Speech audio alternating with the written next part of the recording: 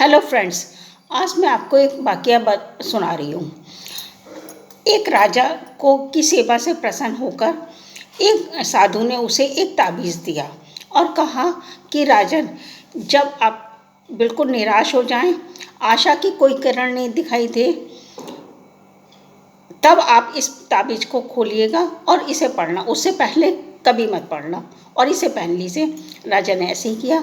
एक बार वो अपने सैनिकों के साथ में शिकार पे गया तो सैनिकों से वो बिछड़ गया और दुश्मन राजा के सीमा में प्रवेश कर गया।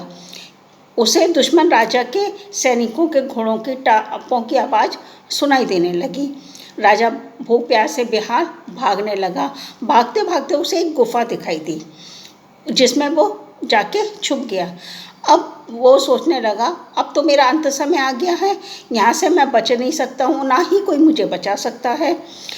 ये सोचते सोचते उसका हाथ उस ताबीज़ के ऊपर पड़ा।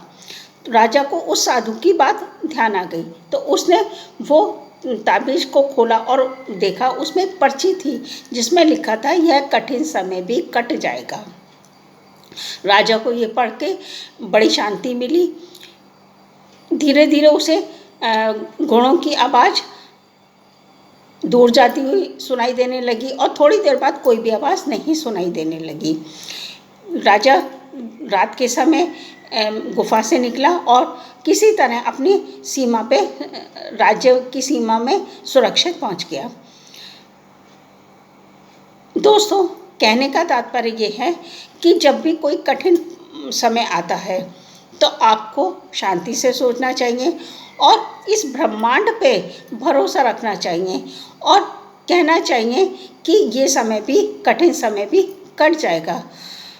ये कथन आपको हौसला देता है, शक्ति देता है और विश्वास करिए, आजमा के देखिएगा। ये बात बिल्कुल सही है कि ये कठिन समय भी आपका निकल जाएगा। विश्वास रखिए। Thank you.